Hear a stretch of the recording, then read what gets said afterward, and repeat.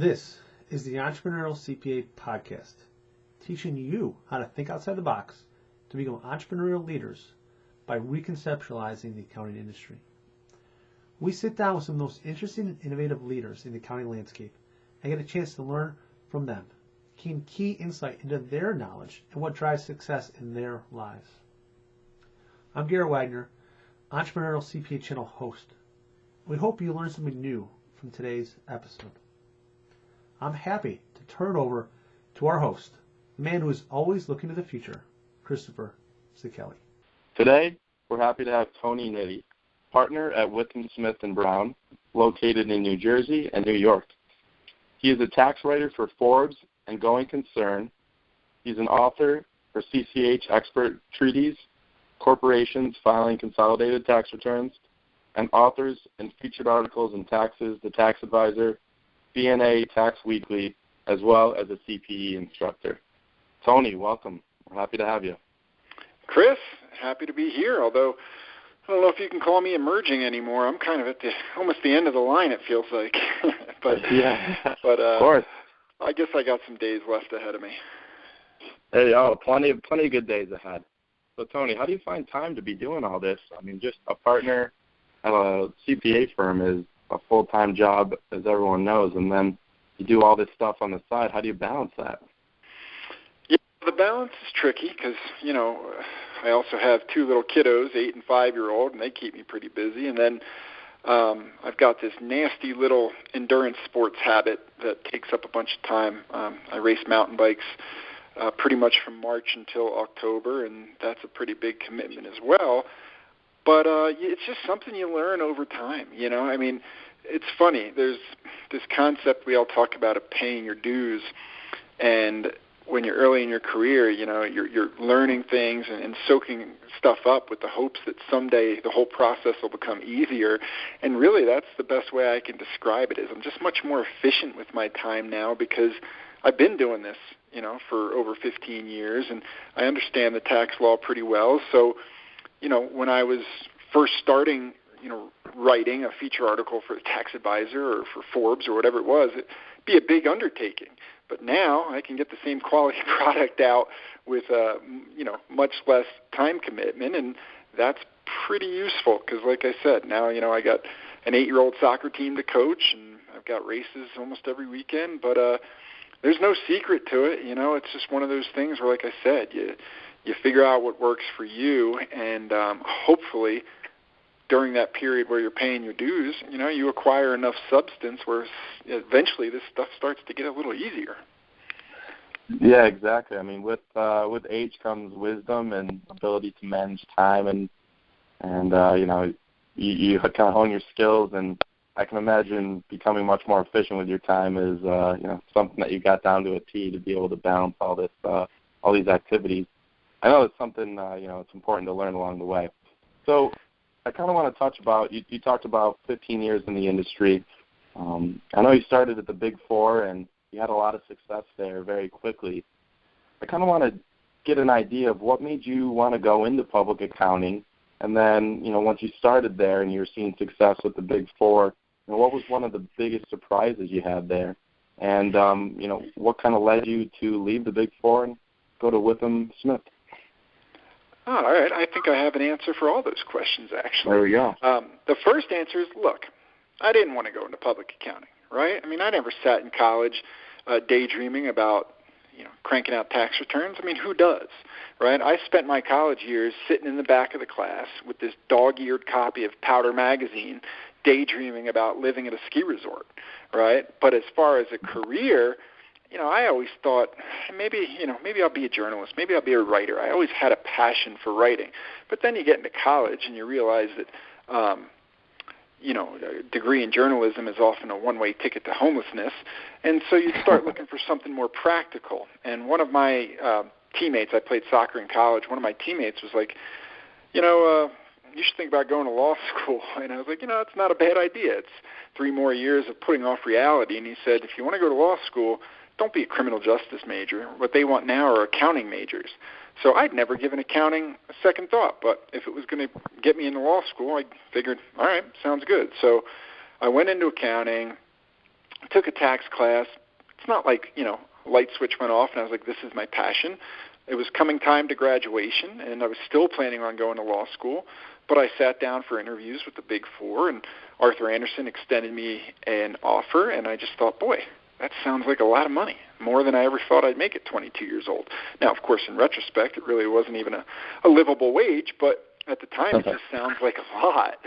So I took a job with Arthur Andersen in New York and lasted really all of about 6 months before I mentally moved on. Not physically, right? But mentally, I knew that it wasn't going to work for me. And the reason it wasn't going to work for me was really just a matter of a life issue, right? As I told you, in college, I was a big skier. I spent 6 months after graduation and before starting at Andersen living up at Sugarbush, Vermont, skiing, 70 days that season. And then all of a sudden I'm working for Andersen. I'm wearing a suit and tie, and I'm taking the subway, and I ski 2 days that first winter. And I just thought, this isn't for me. Like, it's just not. I want more out of life than just trying to measure up against my peers in terms of chargeable hours. And so 6 months in, I asked for a transfer to the Denver office, and I had all these convincing reasons why I needed to relocate to Denver, and I kept from our HR department the little fact that I'd never actually been to Denver, never actually visited Denver. But they didn't know any better, and so they arranged for me to visit the Denver office, and I went out and I interviewed, and Denver office said, yeah, come on out. And so a year into my career at Andersen, now I land at the Denver office, and I'm thinking, all right, now I'm an hour from world-class skiing. Everybody here is going to have a different mentality. It's going to be more work-life balance. I'm going to find like-minded individuals. And unfortunately, I realized that it really wasn't a location issue. It was a firm culture issue. And it was only more frustrating now because I can look out my window and see these mountains, but I still can't get there because everybody is measuring themselves by how many hours they work. And that became even more frustrating. So, now I'm not giving my best effort, obviously, at work because I don't want to be there. I want to be out playing in these mountains at least sometimes. And it's just kind of frustrating that I picked up my life to move to Denver and I still don't get to play at all. So after another year at Andersen, I moved over to PwC, and I definitely found more like-minded individuals there, and I started to enjoy my career a bit more, and I found more balance. And I noticed that the more balance I had, right, the more time I was able to spend outside my career instead of my that for the first time as, really a quality employee. And so you mentioned that I moved up quickly in my career, and that really started to happen at PwC. After 4 years total in the Big Four, I had risen to the level of manager. I was managing some huge consolidated return jobs, which never really did me any good the rest of my career other than co-authoring that treatise you mentioned for CCA. Yeah. Other than that, I really haven't put those skills into play in a long time. But what happened was 4 years in, I make manager, right? And you would think, hey, you're 26, you're manager at a Big Four, you put that on your resume, and the world is your oyster within the industry. You can go anywhere, you can do anything. But you asked the question, well, what led you to leave? How'd you end up at Withum? And it's really, there must have been something that kind of surprised you or a hurdle that you had to cross. Yeah, and it's really the most seminal moment of my career because what happened was I make manager. Everybody's congratulating me again. The world's your oyster. You can do what you want as far as the industry goes. And instead of thinking, hey, they're right, I've really achieved a lot, that was the moment where I kind of had a wake-up call. And I thought, you know what? I do have manager on my resume, tax manager. There's just one little problem.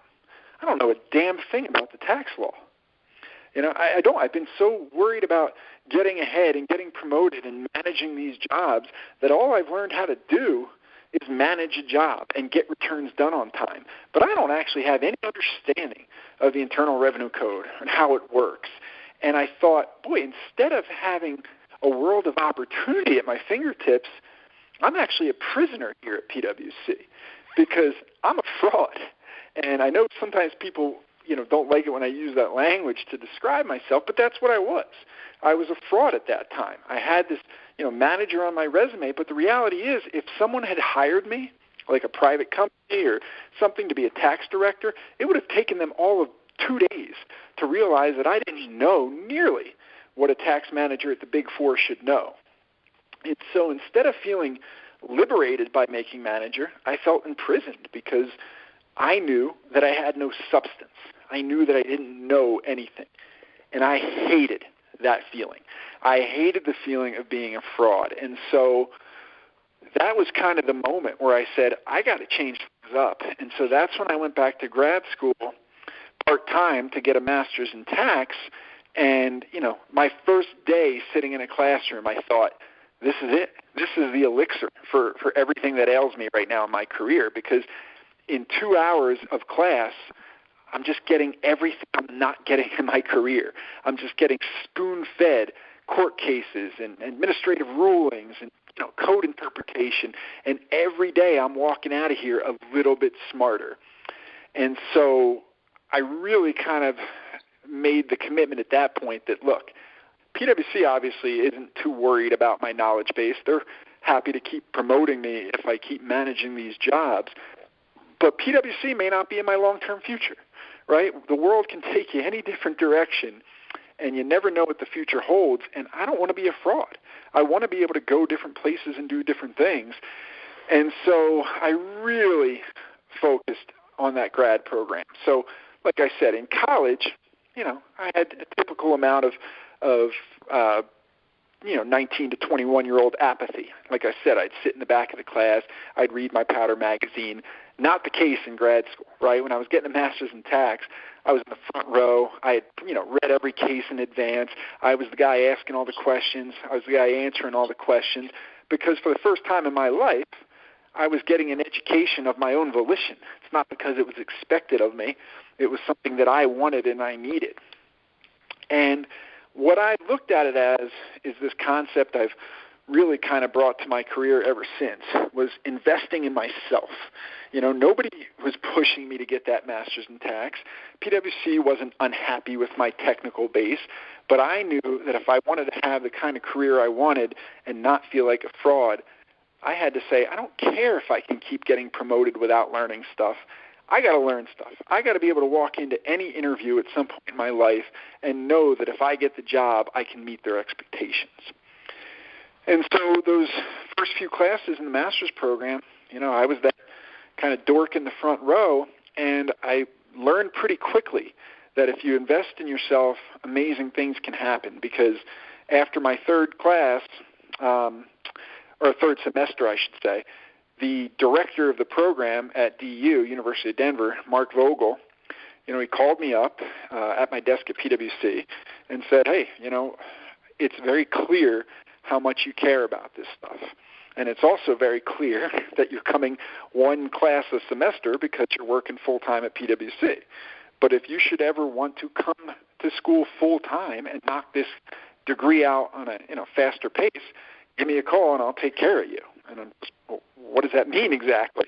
And so I thought about it for a couple of days, and I was like, you know what? I could keep going this way. I could go part-time for 5 years and then get my degree, but it's going to take 5 years to get the substance I want. And what if life changes before then? What if I want to move across the country, or what if just something unforeseen happens with my family back in New Jersey and I got to go back? And I wanted to accelerate the process. And so I called Mark up and said, I don't know what you meant by you'll take care of me, but I'll take you up on the offer. And that day I had a full scholarship to go back and get my degree full time. And again, I quickly found out that when you invest in yourself, you can be rewarded, because while I was in grad school, even though I never thought I would leave the Rocky Mountains at that point, I went back to New Jersey for Christmas one year and went to a buddy's Christmas party and met a girl. And I knew pretty much that night that this was the girl I was going to marry. And so now I'm in Denver, and instead of, being tied to a master's program for 4 more years, I've only got to go to school for 5 more months, and then I'm done grad school, and I've got this degree, and I've got this education, and I can move back to New Jersey and marry this girl. So when you ask how did I go from the Big Four in Colorado to a regional firm in New Jersey, like, the answer to how most guys end up doing something strange in their life, it was all about a girl, right? I had met this girl, and she wasn't going to leave New Jersey, at least at that time, and my whole family was there, so it just made sense. And so I interviewed with a couple regional firms in New Jersey. And the most amazing feeling about that interview process was that I didn't feel like a fraud. I mean, I had just come off a year straight of nothing but just intellectual stimulation, class after class that I was extracting as much as I could out of. And I sat in that class at that interview, I should say, at 28 years old, thinking, hey, I'll throw my hat in the ring with any 28-year-old out there in terms of technical knowledge. And it was only 2 years ago that I had felt like a complete fraud. And so that's how I ended up at Withum, back in New Jersey. But it's kind of funny. I had come full circle, similar to when I was at Arthur Andersen. Here I was, at a great firm and doing okay professionally, but personally I was miserable because, again, it wasn't the lifestyle I wanted. I loved Colorado. I love skiing. I love mountain biking. I love the pace. And so, fortunately, I had a girl who became my wife that was willing to take a chance on me and move out to the Rocky Mountains again. And I had a very forward-thinking firm who, after only 2 years of working for them in New Jersey, said, hey, we know we have no employees west of Philadelphia, but you want to go work in Aspen, Colorado for us? Go ahead and do it. And so I've been out here in Aspen now for 11 years working for a New Jersey firm.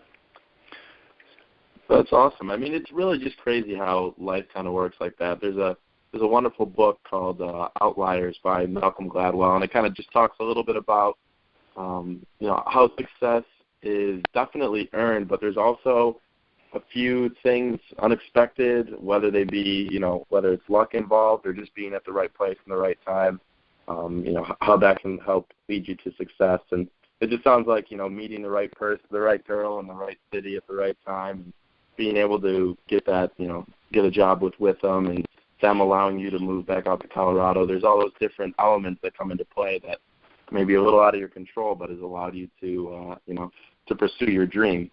And, speaking of dreams, I know, you're kind of passionate about this, so I want to talk about that a little bit. So for kind of like the next thing I want to touch on is, for a lot of millennials, it seems like, fulfillment and sense of importance and purpose is essential to a firm. They really want that feeling of purpose. What's the biggest motivator for you to follow your dream? Is it fulfillment and a sense of importance, or is it something different? Yeah, that's a great question, and I can certainly see where that would be a primary focus for millennials. And let me kind of answer it in pieces, okay? First is there's some things I don't have control over, some things that simply aren't a choice. And what I mean by that is I knew early on in my career that if I was going to make a go of this, if I was going to be happy, I had to be intellectually stimulated. I had to be. There's a reason I became, what we kind of affectionately know in the industry, a tax geek. There's a reason I write about the tax law and teach about the tax law, not because it excites me, because it doesn't, right? But because it constantly kicks my ass. And that's something I knew I needed in my career pretty early on. And so when you identify that, that's kind of a big piece to the puzzle, because there's just certain things you're not going to be comfortable with. Like I was never going to be comfortable with just kind of putting numbers on forms all the time. Not that there's anything kind of wrong with that, but it wasn't going to be for me. I knew I wanted to make my living in the law.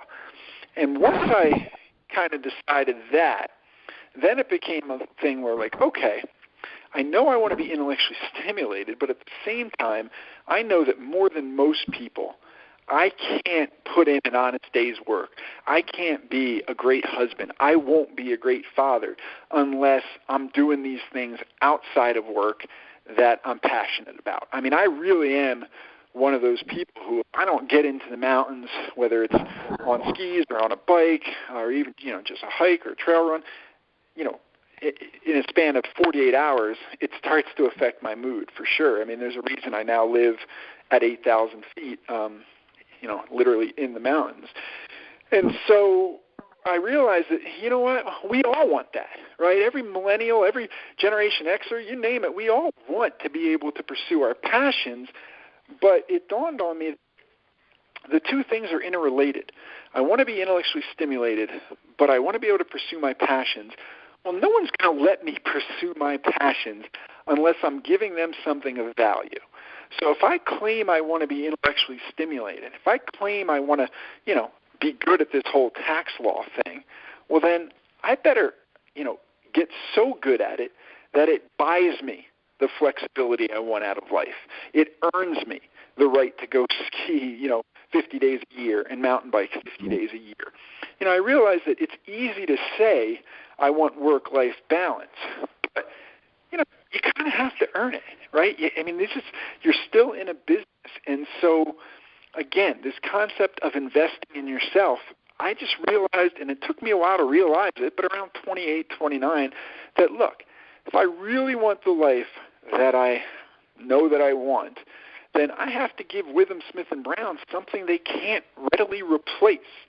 And so when I say Withum was forward-thinking by letting me move to Aspen, 2 years into my career there, they were, but don't get me wrong.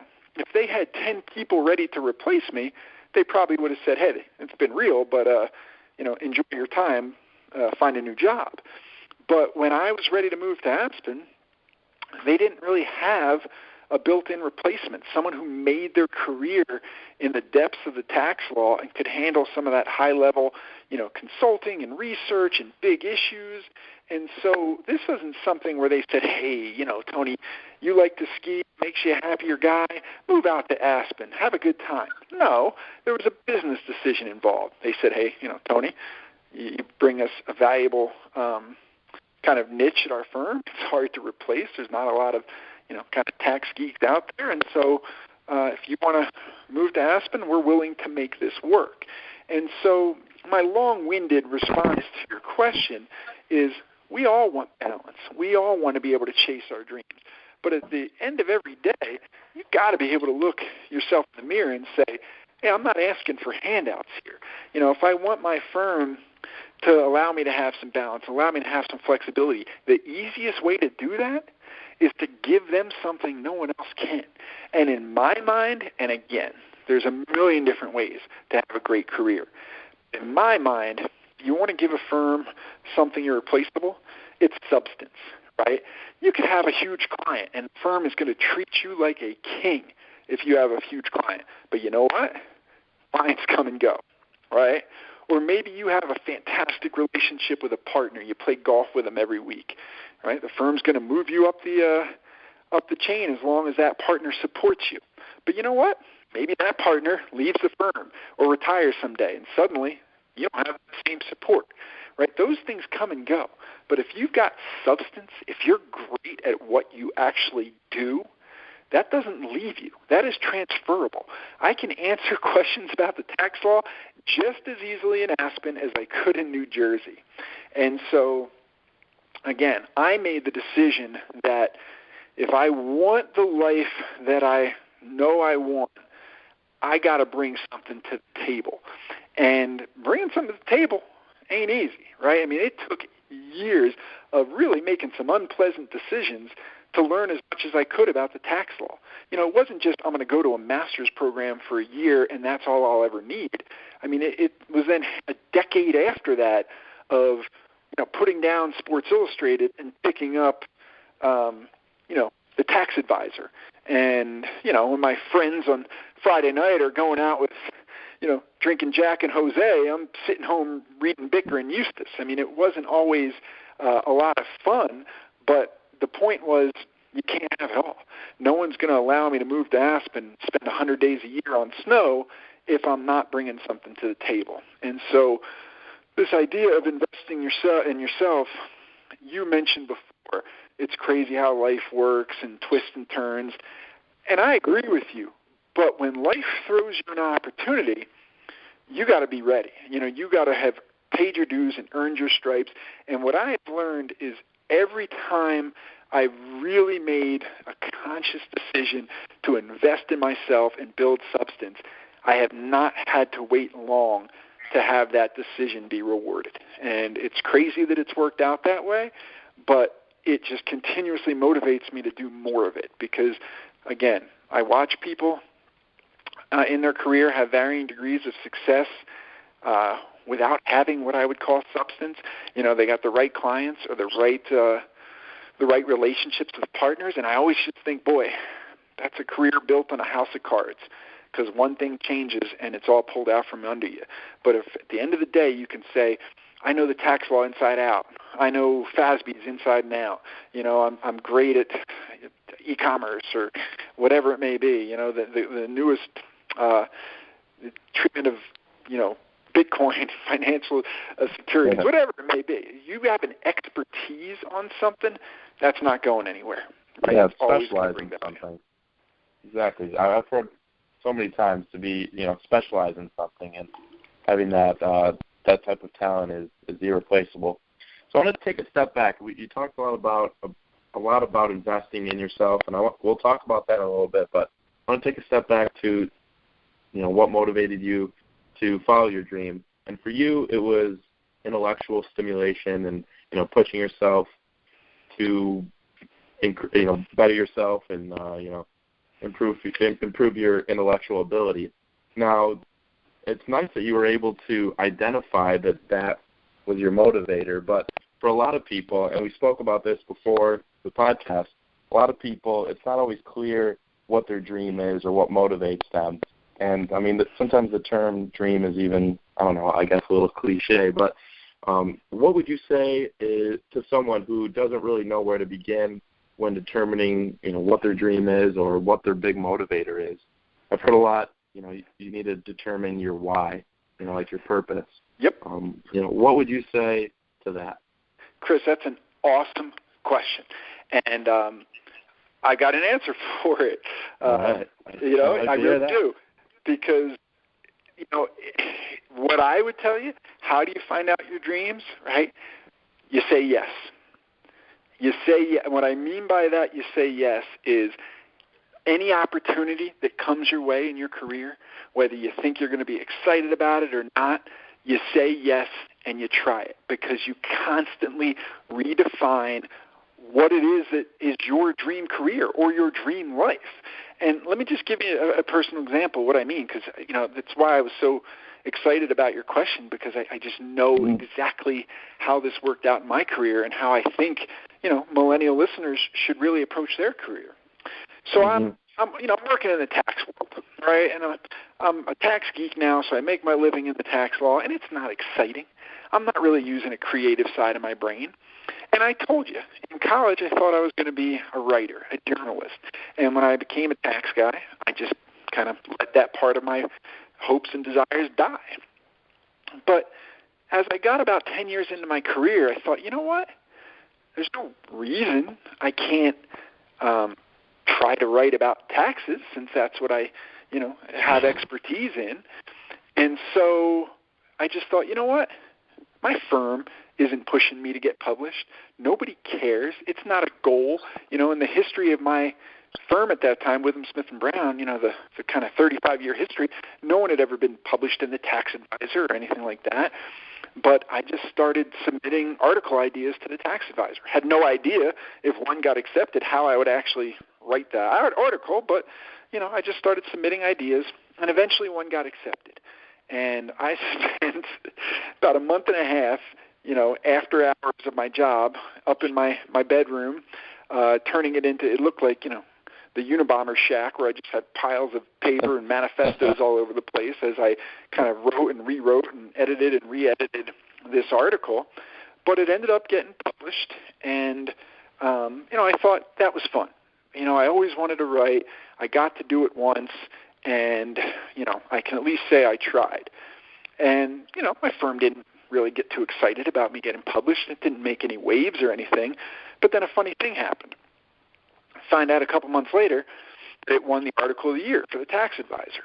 And from my firm's perspective, that was big, right? It's not life-changing for me to win Article of the Year, but for the firm, they say, well, wait a minute, right? Usually this Article of the Year award goes to Big Four people or national tax group attorneys at the Big Four or professors.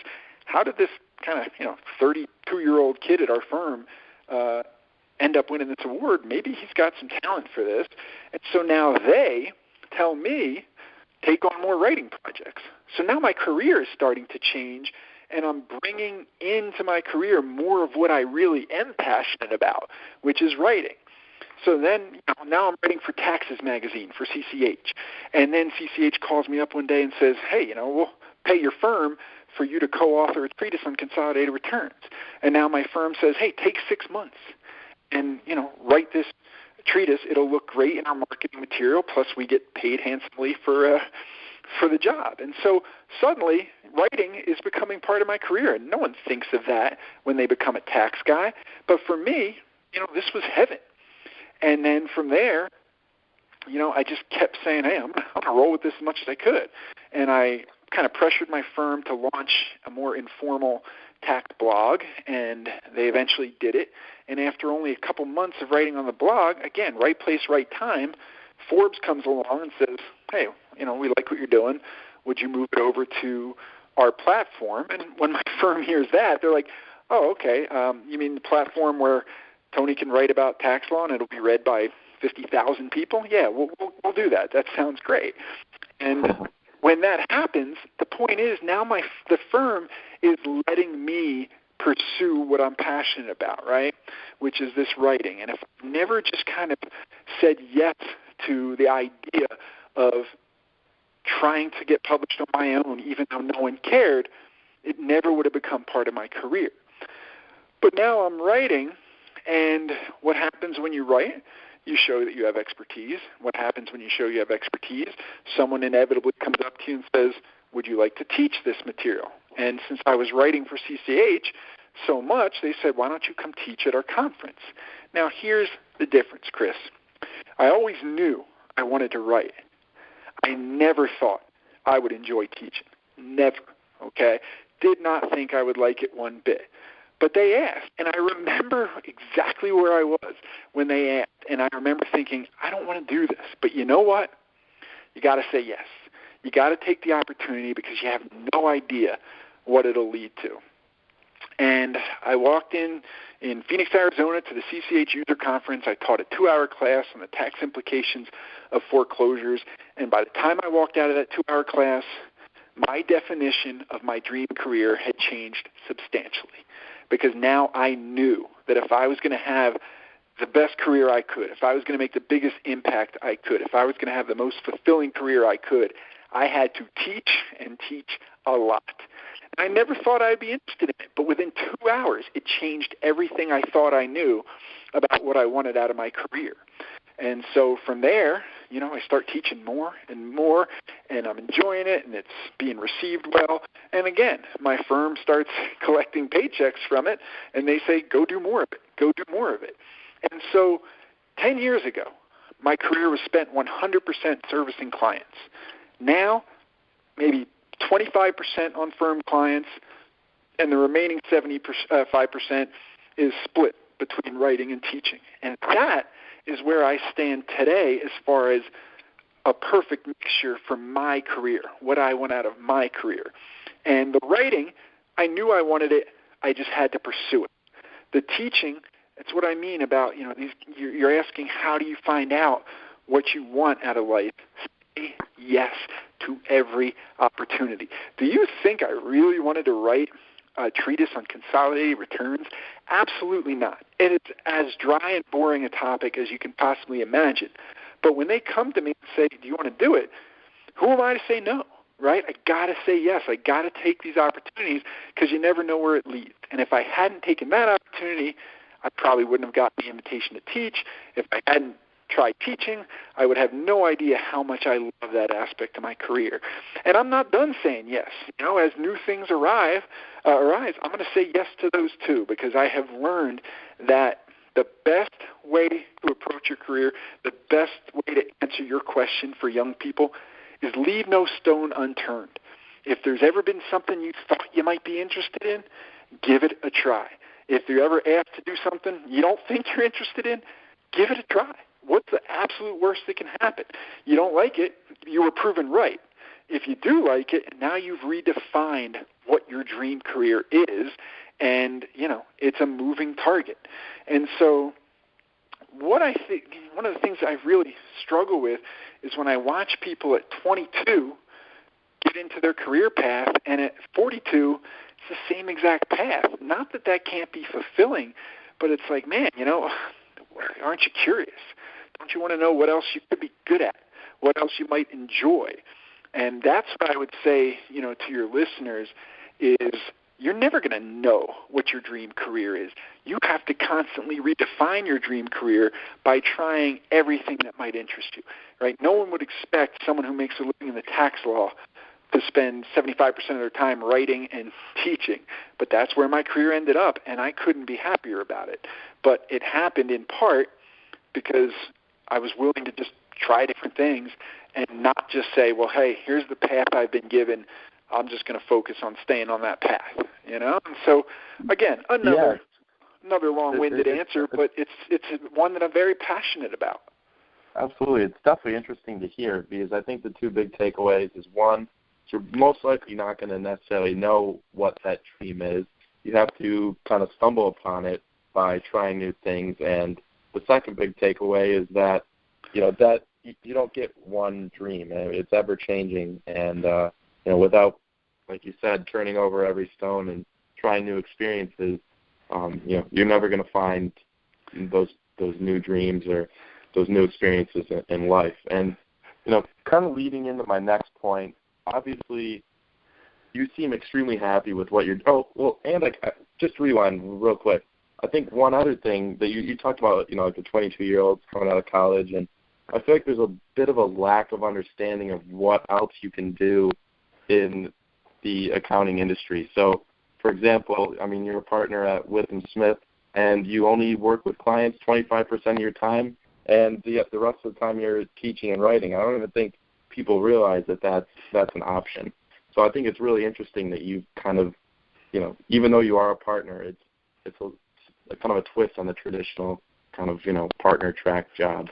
But to get into that, the next point that I want to talk about is, obviously you're really happy with what you're doing, and it's extremely important to follow your dreams, but I kind of want to know what your opinion is on, just kind of touch on the importance of doing that, because I think a lot of people, they're like, hey, I work at an accounting firm, I just go in, do my work, and I leave, and, they have to pay me to show up. They're not really happy, but they don't necessarily have the motivation to follow the dream. Can you talk about the importance in that and, how it's life-changing?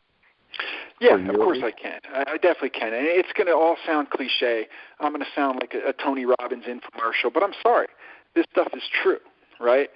The people that say life's too short, it's true, man. If you are in a situation in your career where you're saying, like you just said, they got to pay me to show up. If you're in a situation in your career where you're looking at the clock every day going, oh, I hope it would hurry up, right, and time will go by faster, and Friday will get here, and then the summer will get here. If you're wishing away your days, you're doing it all wrong. You are doing it all wrong, and you got to change something. I don't care if it's your geographic location. I don't care if it's a new career. I don't care if it's something different within your career. You can't live like that. I don't know to what extent you want to get into this or not, but, at 33 years old, I very nearly died. It's, like I said, long story, but I had a brain aneurysm, and, I laid there on a table one morning, being wheeled in for brain surgery that the doctors had advised me of the percentage likelihood that I was never going to wake up that day. And people always say, when you're on your deathbed, you don't wish, I had worked more, you wish you'd played more. And, yeah, that stuff's true, but of course you're going to wish you played more, right? Of course, that's just logical. But when I lay there that morning, I didn't sit there thinking, well, I'm glad I wish I had worked less. What I thought is, you know what? If I was only given 33 years, on this planet.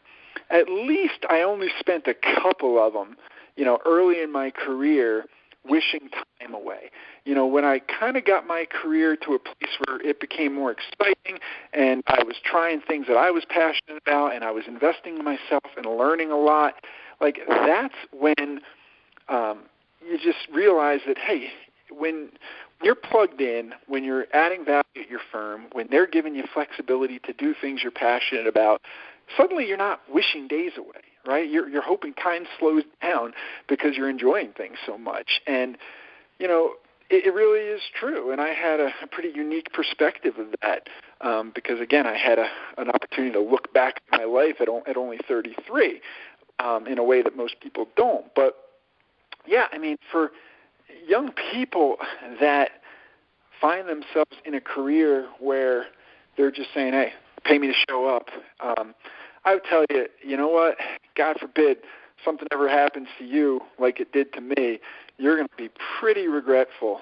that that you allowed yourself to waste away some days. And so I know, that inertia's a bitch. I know people, it's hard to change sometimes. But if you are that person in your career, you just feel stale, you're not excited, you're not motivated, then you got to go do something else. You got to change something up.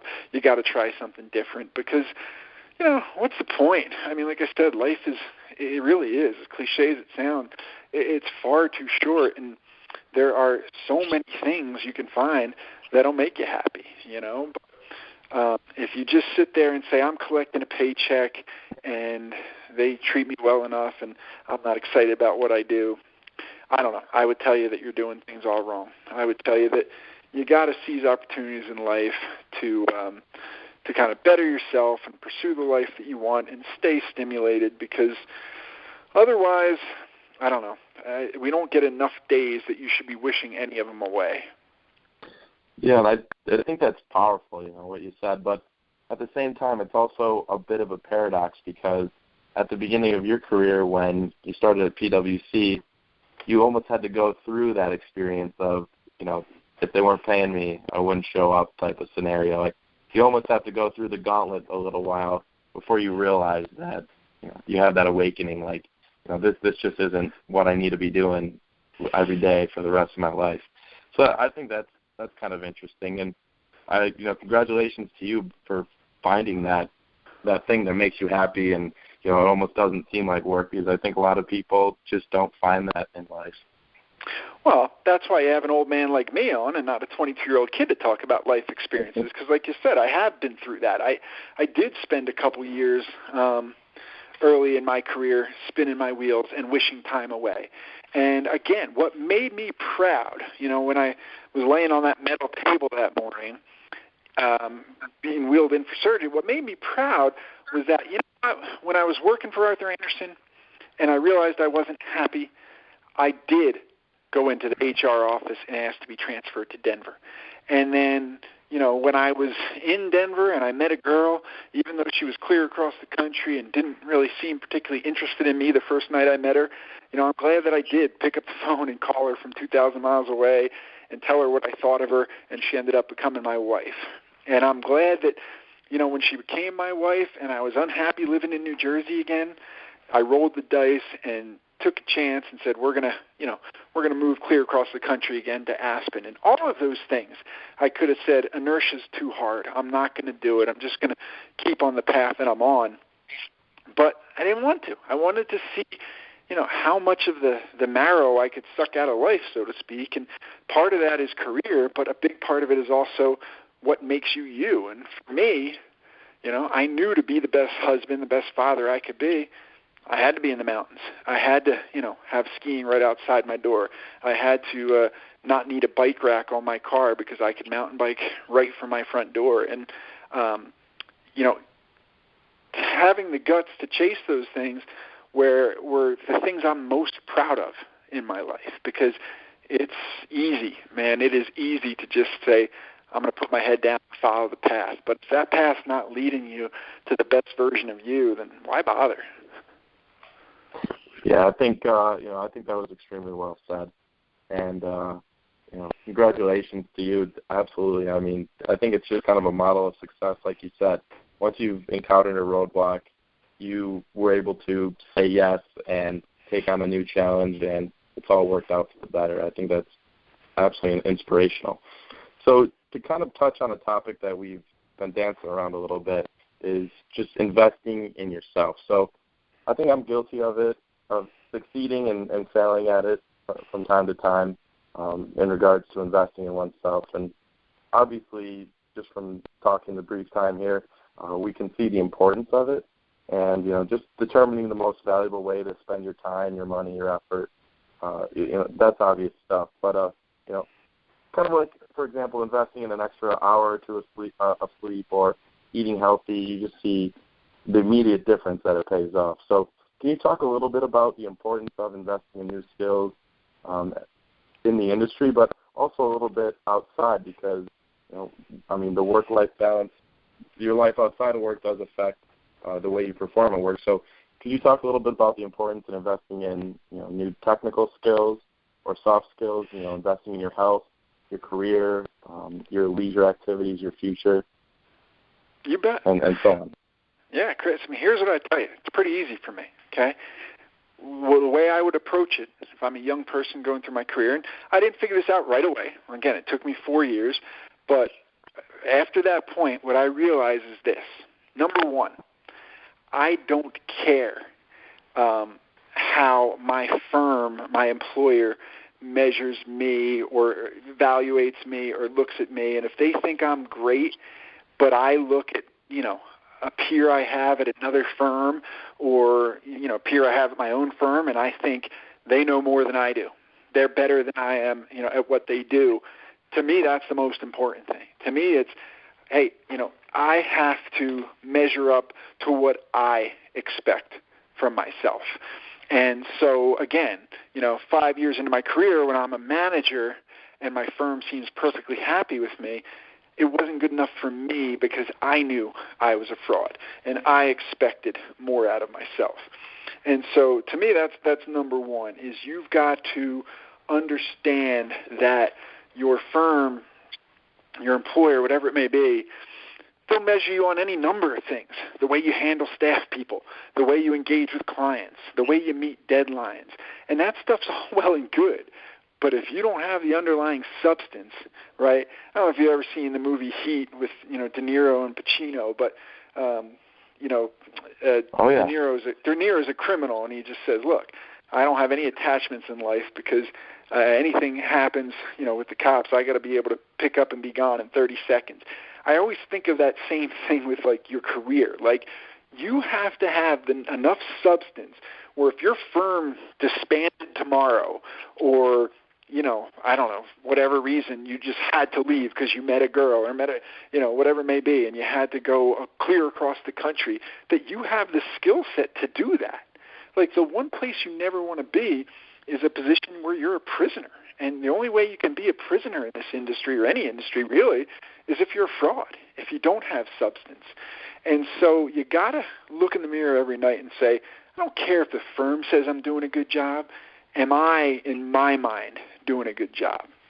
Then the second thing you have to understand is this idea, and this is the thing young people really struggle with, I must admit, is this idea of investing in yourself, the notion that your firm, your employer, is going to be committed to helping you invest in yourself. Sorry, but it just doesn't work that way, right? Their primary motivation is not to make sure you get intellectually stimulated every day. Their primary motivation is to get stuff done. And in fact, in the accounting industry, we're often guilty of taking our best people and giving them some of the more menial tasks just because we know they'll knock it out really well and really quick, whereas if we give it to somebody on the slower end of things, it's just going to create more work for us. And so oftentimes our best people are the ones that aren't being spoon-fed, the intellectual stimulation. And so young people, when I talk about investing in yourself, if you think someone in your career is going to make it a priority that you learn everything you want to learn about the tax law, about accounting principles, sorry, but you're sorely mistaken. And the sooner you come to the realization that the onus is on you the better off you're going to be. And because that's why it's called investing in yourself, right? You've got to say, I don't care what my firm says about me. I don't care if my firm is stimulating me with, challenging work. I'm going to make sure I do what it takes to learn. And then people say, well, what is that? And like I said, I told you a while ago, it's not easy. It is reading everything you can get your hands on. You think I enjoy at 3:30 Eastern time every day, Monday through Friday, going through all the tax court cases that were released that day? No, it's not how I ever envisioned spending my time, but every time I do it, I get a little bit smarter. I learn a little bit more. When I used to sit home and read BNA portfolios on partnership distributions, again, not how I thought I would spend my days as an adult, but every time I did it, I walked away with a little more substance, added a little more value to my career. And so it takes work, right? But again, the two things you got to understand is no one else is going to care if you invest in yourself, and do not measure your self-worth based on, whether you get promoted or not promoted. It's got to be an internal measurement of how do I stack up against what I expect for myself at this point in my career. And then outside your career, I don't know, I think you have to carry that same approach to everything you do in life. And maybe I'm wired a little too type A and a little too kind of hyper-focused on things. But, like I said, I race mountain bikes at a pretty darn high level out here in Colorado, which is no easy task because some of the best riders in the country are out here. But, I know that I'm not going to be the happiest guy or the best employee or best father if I don't get my ride in, during the day or in the morning or whatever it may be.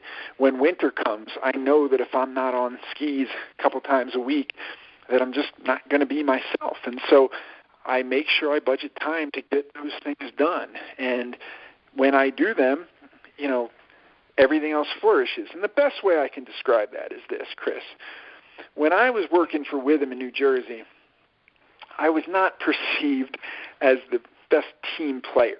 And I wasn't, because I didn't want to be there. I wanted to be in the mountains, right? And so then Withum tells me, you can move to Aspen. And I guarantee you everybody I worked with at Withum thought the same thing. You're taking a kid who's not fully engaged here in New Jersey, letting him go to Aspen where he wants to be, and you think we're going to get any work out of that guy? Good luck with that. And instead, when I got here, where everything I wanted was right at my fingertips, that's when my career exploded. Because for the first time in my entire career, I wasn't spending my days daydreaming about being somewhere else. I had made a commitment to invest in myself, not only professionally but personally, and that's when everything fell into place.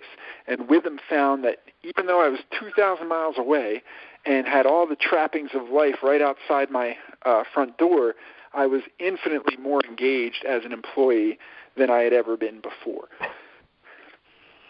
Yeah, I think the couple big takeaways there that I kind of gathered.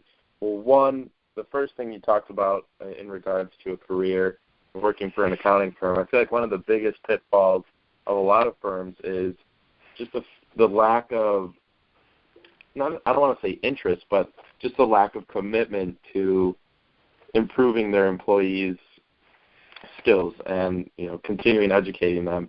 And really you're kind of limited to conversations with some people within the firm and like CPE, like that's your limit. Those are the places where you can better yourself. But, the commitment to improving and investing in employees, I think, has fallen to the wayside in exchange for let's get this out on time and, make sure you're working enough hours, make sure you're not working too many hours on a certain job. Like everything has a, like a threshold to it, every job. So I think that's kind of one of the big pitfalls of the industry. I know there's a lot of firms out there that are investing in people, and I think that's a great trend to continue. And then secondly, I think what Withum did with you, which is a great example, is it enabled you. So instead of forcing someone into a mold, they enabled you. They allowed you to, go out to Aspen and do the things that you love, and in return, you're happier at work, you're more productive, and it obviously turned out to be a great thing for them. So I think investing in employees and enabling them are keys for a firm to see better success. Yeah, let me address that quickly because I do have some thoughts on that. Right, the first thing, firms aren't developing their people enough. Right, you're 100% right. But I'm telling you, the seminal moment in your career that you have, if you're a young person listening to this, is, again, I feel bad being an old guy dropping movie references that you guys probably have never seen. But first of all, everybody should see Heat, and second, everybody Heat's should a great see movie. Heat's a great exactly. movie. But everybody should see A Bronx Tale as well. And Sonny says something in Bronx Tale, right, where he's talking to C, and he says, nobody cares. And nobody cares. And that's what I tell people about their careers. And I know it sounds harsh, and I don't mean it in all situations, but if you take that approach, you'll be better off. And what I mean by that is if you're in your career and you're young and you want to learn, you got to understand that nobody cares that you want to learn. It is not their priority. It is not their obligation to get you where you want to be. And so the sooner you realize and accept the idea that nobody cares, even though, like I said, it's kind of harsh, but it's just a great movie quote, the sooner you say, okay, it's on me. It's up to me. And I have met and worked with fantastic people in my career and some very bright people, okay? But 90% of what I have learned about the tax law is self-taught, and the other 10% was from that Master's in Tax program, which really just gave me the foundation and changed the course of my career because it allowed me to see how much I enjoyed learning about the law and how, again, if I was going to be a tax guy, I may as well be a good tax guy. And so you just can't expect it. I know we all want firms to say, hey, I'm going to make sure you learn stuff. I have been at two of the biggest firms in the world and then another firm that's now, one of the largest regional firms in the country. And this is not a knock on the people I worked with, but no one ever took me aside and said, you show interest in this stuff, let me teach you, let me show you the way. No, right? It didn't happen. The only person that ever spoon-fed me information, was Mark Vogel and the other professors at DU. I mean, that's what they were paid to do. At a firm, everyone's got their own problems, everyone's got their own obligations, everyone's got their own deadlines, and if you want to simplify that into two words, it's, hey, nobody cares. And so as soon as you accept that, you got to put that onus on yourself, that if you think you want to build expertise, you want to know something, you can't expect anybody to hand it to you, right? But you're right about the second part. Firms should enable you. They should allow you to have a life outside work. They should allow you to have other passions. But remember what I said a long time ago at the beginning of the podcast. You want that flexibility? You got to give them something of value, right? You got to. Again, no one's letting me move to Aspen 2 years into my career with them if they have a ready-made replacement for me. It's the bottom line, particularly because I wasn't perceived as a great employee at that time. So the only I give my firm a lot of credit for letting me do it, but at the same time, it wasn't all done out of the goodness of their heart. It was that I was giving them something that, isn't all that easy to replace. And so if you want the opportunity in your career to be afforded flexibility, just look at yourself in the mirror every night and say, what am I giving my firm that they're going to have an awful hard time replacing if I'm not around anymore? And if you can answer that, with something you can pinpoint, then good things are probably going to happen for you in your career, and you're going to be given opportunities other people aren't. And if we go back to your example of someone that's simply, kind of running out the clock in their career and just being paid to sit there, that's great. They'll get a paycheck, but they're never going to be given the opportunities to have the type of flexibility that somebody that brings value will. Yeah, it's really interesting. I think it is sort of a glass half empty type of look, but it's a realist look. I mean, you do have to look out for yourself, and you have to spend the most time with yourself. I've read before. You have to spend the most time with yourself, so you better be happy and happy with yourself and what you're doing in and outside your career.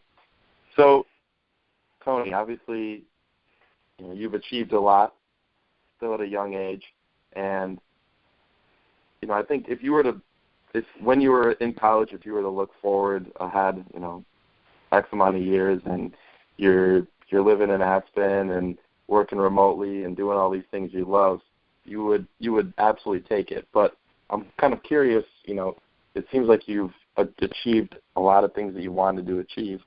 Is there ever going to be a point where you're content? I think I already know the answer to that, but I want to get your opinion on it. I just lost you for 1 second. You said, is there ever going to be a point where you're content? Oh, where I'm content. Where you're happy with where you are, and you're not. It's funny. I don't want to sound cheesy, but I think anyone that knows me well, personally and professionally, will tell you that content is not something I think anyone has ever in my life kind of used to describe me, or anyone's really used That's to what describe me. I figured you were going to say that. And it's unfortunate, because there's a lot of negatives that come with that. It is hard for me sometimes to really step back and realize that, holy cow, I'm living my daydream. This is literally the life I daydreamed about, in the back of that college class with the dog-eared copy of Powder Magazine. My office is 50 feet from a chairlift at one of the premier ski resorts in the world. But it's just not kind of really in my nature. I'm always my harshest critic. I always expect more out of myself, and I'm always thinking of, what's next. And sometimes what's next is professional. Sometimes it's personal. You then have kids, and you think, well, what's next may not even be about me. It may be about, a passion my kid has, and what can I do to get them where they want to be. But no, I don't think, I almost wish oftentimes that I think a lot of people around me, like my wife, wish I could be a little more content, but it's just never been the way I've been wired. And I think my brother, Dave, my older brother, puts it best when he says, look, the way you're wired, it's made you good at a lot of different things, but it's also made you a tremendous pain in the ass to deal with. And I think he's right, because, again, you can rarely just kind of sit back and think, that's good enough.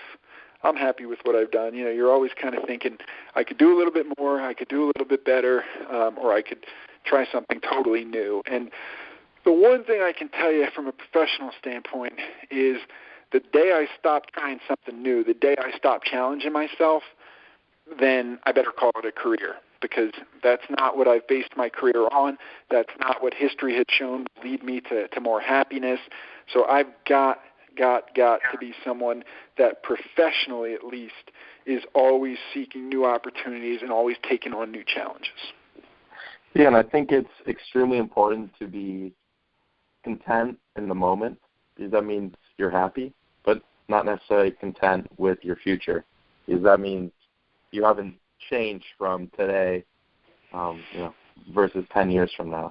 So I think that's kind of, just hearing you say that is kind of interesting to me. So before we kind of wrap things up today, you shared a ton of great advice with us, a ton of great viewpoints. I've learned a heck of a lot, and, you changed my perspective on a handful of topics. So you've given us a lot of advice. I want to know, what's the best advice someone's ever given you, whether it be in your career, personally? What's the best advice you've ever received? Yeah, I don't think that I really came upon that concept of invest in yourself and / nobody cares necessarily by myself. I had a guy I worked with at PwC in Denver who came from a position of experience, but not having it necessarily worked out the way he wanted, right? And he basically would speak to me as someone, was at the partner level at the Big Four, and really would kind of say to me, like, look, and he really did. He explained it in a way that was eye-opening at the time. He said, you're here at the Big Four. You're working with what's considered the best and brightest in the industry, and you are charging ahead, full speed, head down, want to get promoted, want to get to senior, want to get to manager, want to get to senior manager, want to make partner. But before you really do that, right, maybe you should look around at where you're going. Look at the partner group and ask yourself the question, is there anyone in this partner group whose life you really want for you? And, to me, that was a huge moment, and something I share with younger people at my firm and other firms, all the time when I talk to them, is we get so caught up in charging ahead, and I still do it today, with so many aspects of my life. I mean, I train so hard for mountain bike racing, and I'm not even sure I love it, but I do it because I want to be faster. I want to be better. I want more results. But I don't actually know how much I enjoy it. Well, it's the same thing with a career. Like, you can just charge ahead, and then one day you wake up and you've gotten where you were aiming the whole time, and you're like, I don't want this. This isn't what makes me happy. And so I had a partner at PwC in Denver who just said, before you just put your head down and do what it takes to make partner, you better ask yourself, is there someone's life here as a partner at this firm who you want for yourself? And that's when I realized that, as crazy as it sounds, because we think, who wouldn't want, their lives, it wasn't for me. My life was going to have to be different. I didn't want to be at the mercy of a national firm where they could say, Tony, we need you to go run the Omaha office for the next 2 years, and you have to go do it,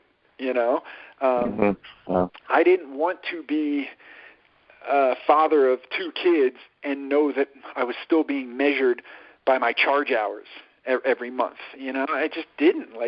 I wanted a different career for myself, and that's where the conversation turned to how do you get it, and that's where the invest in yourself comes from, and the leave no stone unturned. But the genesis of all that, is look ahead and figure out if there's someone's life that you would be happy to step into. And if there's not, then you better get to work figuring out what life would make you happy and what it's going to take to get there. That's a really interesting way to put it, and I've never heard anyone, say it like that. But I think that's, a really great way for someone to kind of determine what their dream is and, what motivates them. And you just got to look ahead and look at someone who has, like you said, a life that you'd like to step into and, allow that to be the goal. I think that's really interesting. Well, the majority of young people that leave public accounting that I talk to in this day and age, right, so people your age, they're all telling me the same thing. They're not leaving because they work too much now. They're not leaving because they don't get paid enough now. They're leaving because they're looking forward, and they're looking at the partners in their firms and their lives, and they're saying, I don't want that for me. Right? I can't find a role model at my firm that has the kind of life that I want for myself. And that's where this big disconnect is really coming from between the older generation and the new generation, where the new generation isn't motivated by some of the trappings that the old generation was, right? I mean, they're not as motivated by a big a big bonus every year and some equity holdings. They want to have generally more freedom and flexibility. And so I think that's just something where I'm seeing it all the time. The people that are leaving aren't leaving because they're unhappy with their present situation. They're leaving because they're looking into the future and not seeing a future that is going to be fulfilling to them. And so I'd encourage everybody to do that. And I'm not going to say you should have this blind loyalty and allegiance to your firm.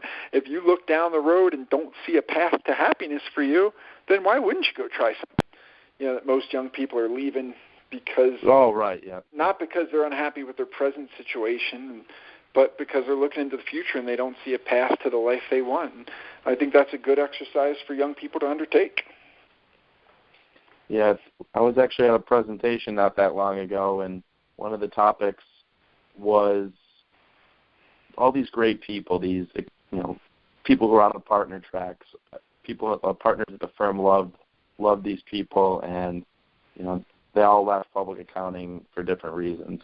And some of the reasons were this person's extremely technical, great with clients, this and that, but they were never challenged.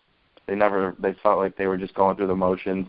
Like you said, there was a really smart person, so they're given the menial task because they know they're gonna, knock it out of the ballpark. Knock it out. Yeah. And there's another person who's, extremely good, like they're great soft skills, but they're really not feeling fulfilled at the firm. Like they're just told to sit at your desk, chug away on your computer, knock out these tax returns.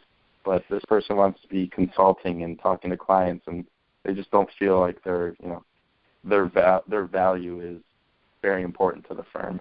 And those are some of the reasons. And I think you said it is a bit of a disconnect from the older to the newer, to the millennial generation. But I think that's becoming more and more of a talking point now. So I think people are thinking about it, and hopefully that's going to generate changes in the industry, especially as we convert to a more consulting side. It's less sit at your desk and grind away. Yeah, I mean, the old generation's going to have to accept the younger generation's different, just like every younger generation's been different than the one that came before it. But, personally, I think that the attributes we assign to the younger generation really can make our industry much more dynamic and much more enjoyable. I really do. I don't think our industry has to always measure people's value by how many hours they're willing to sit at a desk. In a lot of ways, I think that's very counterintuitive and counterproductive. And if the younger generation, comes through with innovative ideas on how to capture value and measure worth without the chargeable hour, we're probably going to be better off as an industry. Yeah, I would absolutely agree, Tony. So I'd just like to take the opportunity now to thank you for joining us on the podcast. I've learned an immense amount of information, and I was glad I was able to pick your brain for a little bit and get some of that stuff out of you. So, again, I appreciate you coming on, and hopefully we can have you again. I loved it. I really enjoyed it, Chris. And I got to say, people might think, listening to this, that we kind of planned out the questions because all your questions were just kind of perfect. But you and I know the truth, right? That we came into this kind of cold, and you are, at a young age, about as good an interviewer as I can imagine. So as you start to evaluate what you want out of your career, this is something that should be on your list because you got a talent for it. And I really enjoyed it. I hope it helps people. And thanks again for having me. Thanks so much, Tony. I appreciate it. Thank you for listening to today's episode. Don't forget to subscribe to our podcast on YouTube, iTunes, or wherever you choose to listen. If you want to take a step to reconceptualize your life and become an entrepreneurial CPA, click the link in the description wherever you are listening to this episode and join one of our entrepreneurial CPA groups. Take that positive step to invest in yourself. As always, we challenge you today to take action to change the world and invest in yourself.